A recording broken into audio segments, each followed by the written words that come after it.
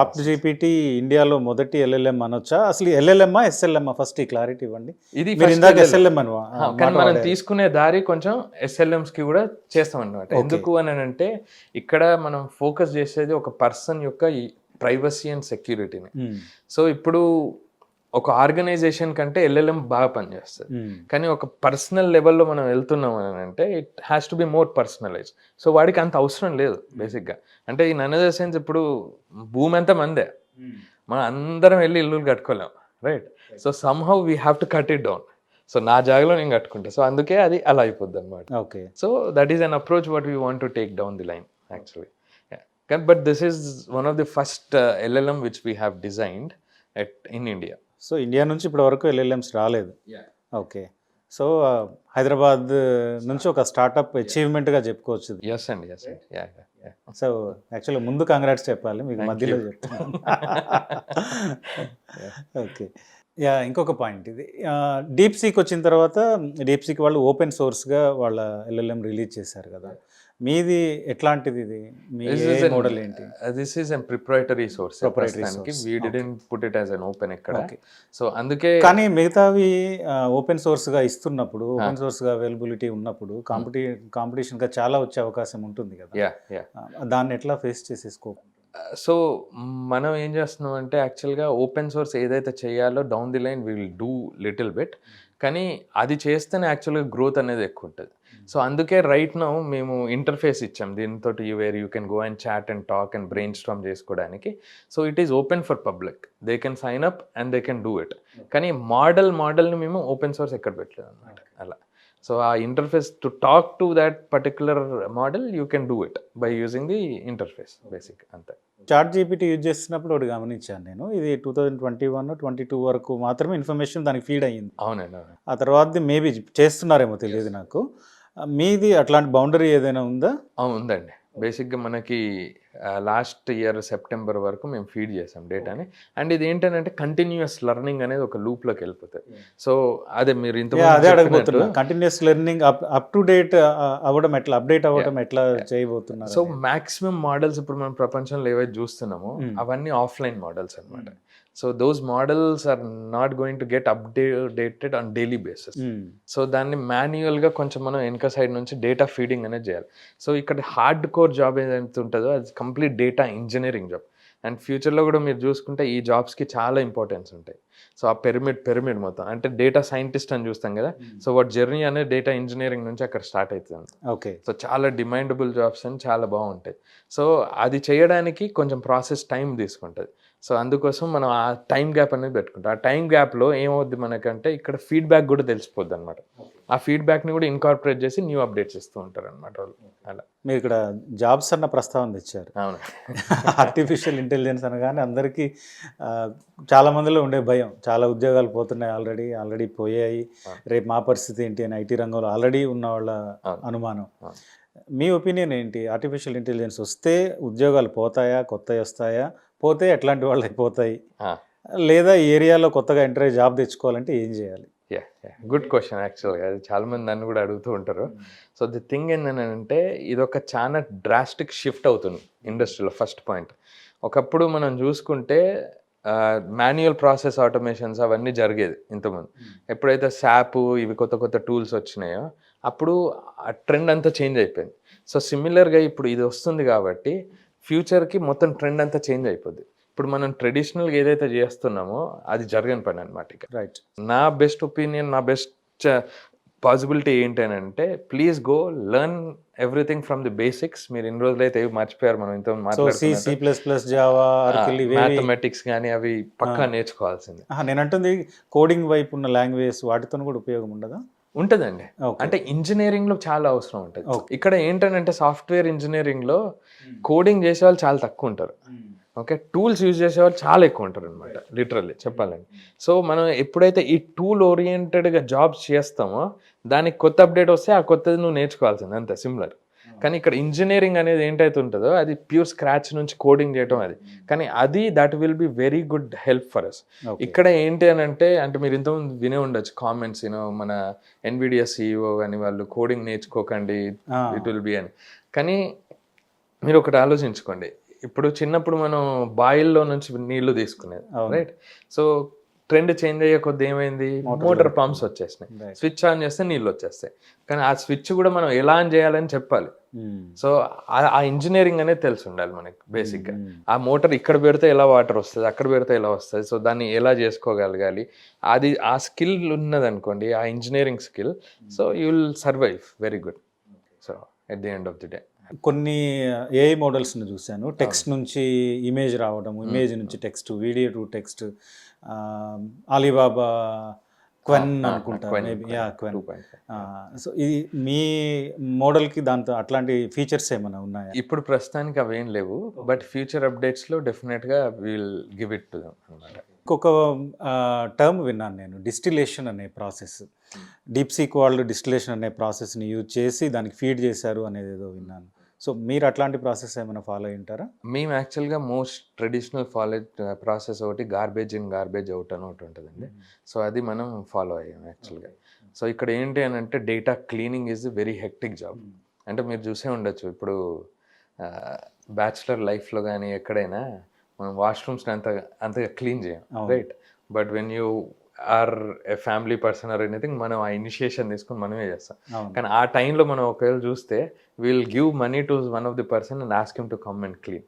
So అది చేయడానికి చాలా డిఫికల్ట్ టాస్క్ ఉంటాయి, అండ్ టూల్స్ అనేటివి మనం సొంతంగా రాసుకోవాలన్నమాట ఫర్ డిఫరెంట్ యూస్ కేసెస్కి. సో అది మనం ఫాలో అయ్యాం, garbage in and garbage out, ఏది తీయాలి ఏది తీయద్దు. అండ్ కొన్నిసార్లు ఏమవుద్ది, ఇది తీసేసినా కూడా అక్కడ అవుట్పుట్లో డిఫరెంట్ ఒపీనియన్ రావచ్చు. సో ఈ గార్బేజ్ పెడితే ఎలా వస్తుంది, ఆ గార్బేజ్ చేస్తే ఎలా వస్తుంది. సో ఇట్స్ ఆల్ అబౌట్ ఆ పర్ముటేషన్ కాంబినేషన్. ఓకే, అంటే మన చుట్టూ ఇంత వాస్ట్ డేటా ఉంది, ఎవరికి ఏది అవసరమో తెలియదు. ఒకరికి 2,4 కావాలి, ఇంకొకళ్ళకి మ్యాక్స్వెల్ ఫార్ములా ఇంకేదో కావాలి, ఇంకొకళ్ళకి ఏదో పెద్ద కోడింగ్ రిక్వైర్మెంట్ ఏదో ఉండొచ్చు.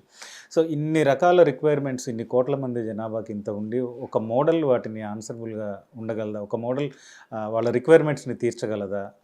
దాన్ని అంటే ఎప్పటికప్పుడు అప్డేట్ చేసుకుంటూ వెళ్తూ ఉండాలి కదా, అది చాలా టఫ్ ప్రాసెస్. చాలా టఫ్ ప్రాసెస్. అందుకే నేను స్టార్టింగ్ చెప్పినట్టు this is a foundational model. So ఆ ఫౌండేషన్స్ నుంచి మనం చేసుకుంటూ వెళ్తూ ఉంటుంటే, సో ఫ్యూచర్కి అది ఎక్కడికి కావాలో అక్కడికి దాన్ని షేప్ అవుట్ చేసుకోవచ్చు అనమాట మనం లిటరల్లీ. అలా నాకు యాక్చువల్గా వీటి గురించి విన్నప్పుడల్లా మొదట వచ్చే డౌట్ ఏంటంటే, ఎక్కడ ఐటీ కంపెనీ తీసుకున్నా, ఇప్పుడు అంటే గూగుల్ కావచ్చు, లేకపోతే మైక్రోసాఫ్ట్ కావచ్చు, ఇంకా చాలా పెద్ద పెద్ద కంపెనీలు, వాటి సిఈఓలు, లేకపోతే senior positions, middle level, entry level, ప్రతి పొజిషన్లో మన వాళ్ళే కనపడతారు. అది యుఎస్ఆ, యూకేనా, ఇండియానా, ఆఖరికి ఆఫ్రికానా, యూరోపా, ఎక్కడ తీసుకున్న ఐటీ కంపెనీలో ఇండియన్సే ఉంటారు. అట్లాంటప్పుడు మన దేశం నుంచి మన వాళ్ళు తయారు చేసే ఏఐ మోడల్స్ రావాలి కదా, కానీ వీళ్ళు ఎంప్లాయీస్గానే ఎందుకున్నారు?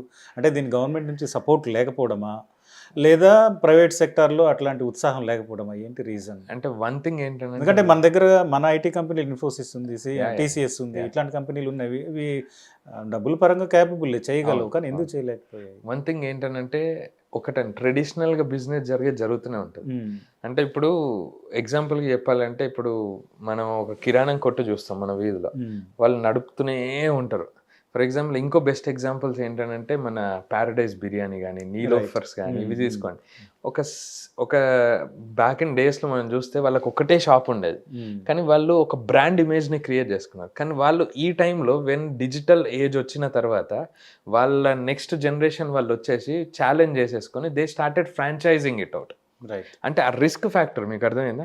సో మన ఇండియన్స్లో నాకు అదేదో అర్థం కాదు, బికాస్ బీయింగ్ అన్ ఇండియన్ కూడా రిస్క్ తీసుకోవాలంటే చాలా తక్కువ రిస్క్లోనే మనం ఎప్పుడైనా తీసుకుంటాం. సేఫ్ గేమ్ ఆడడానికి చాలా ట్రై చేస్తాం, because we are really smart, we are really good at mathematics, we are really good at the skills. ఆ సేఫ్ గేమ్ ఆడడానికి మనం ఎప్పుడు ట్రై చేస్తాం. అండ్ సిమిలర్గా ఏ వైపు నుంచి చూసుకున్నా అవే ఉంటాయి. అండ్ నెక్స్ట్ ఏంటంటే ఆ స్కిల్ సెట్. ఓకే, దీనికి కావాల్సిన స్కిల్ సెట్ టూల్స్ వాడితే రాదనమాట. ఆ ఇంజనీరింగ్ మెంటాలిటీ ఉండాలి, ఆ మైండ్ సెట్ ఉండాలన్నమాట. అది ఉంటేనే వస్తుంది అనమాట. సో అంత హెవీ ఇన్వెస్ట్మెంట్ చేయాలంటే అంత ఈజీగా ఎవరు చేయలేరు అనమాట. సో దాన్ని ఎలా ఆపరేట్ చేసుకోవాలి అంటే, మన క్యాపెక్స్, ఆపెక్స్లు అవన్నీ ఉంటాయి కదా. సో ఇప్పుడు ఏంటంటే, మన అన్ని ఆర్గనైజేషన్స్ వాళ్ళకి ట్రెడిషనల్గా బిజినెస్ నడుస్తుంది. సో ఇందులోకి డైవర్ట్ చేసుకోవాలి వాళ్ళు అని అంటే, they have to start spending some money. ఆ స్కిల్ సెట్ని తెచ్చుకోవాలి. ఇప్పుడు డేటా సైంటిస్ట్లను చూసుకుంటే వాళ్ళు చాలా టాప్ నాచ్లో ఉంటారు. ఇప్పుడు ఇక్కడ మనకి ఈ ఫ్యూచర్లో ఇక్కడ నుంచి మనకు కావాలి అంటే కూడా you need very good ML research engineers, AI engineers రావాలి, అండ్ కంప్యూటర్ సైంటిస్టులు ఉండాలి పక్కా ఇక్కడ. సో వాళ్ళు చేస్తేనే అయ్యే పనులు అనమాట. అంటే వేరే వాళ్ళని తీసుకొచ్చి పెట్టేస్తే it will be a different ball game too. Right. So they don't want to lose that. ఆ వచ్చేది వస్తుంది. సో ఆ రిస్క్ తీసుకొని ఎవరైతే ముందుకు వెళ్తారో they will definitely win down the line. Any company కూడా విన్ అవుతుంది. రైట్. అండ్ మేము చేసింది ఏంటంటే it's a proof of concept అని చెప్పొచ్చు, MVP అని చెప్పొచ్చు. బికాజ్ ఒక చిన్న company we took this daring step. Infrastructure దగ్గర నుంచి మేము మొత్తం డెవలప్ చేసుకున్నాం. We invested everything and we are showcasing to the world right now. So ఆ రిస్క్ తీసుకొని మనం ముందుకెళ్తే there will be a success definitely.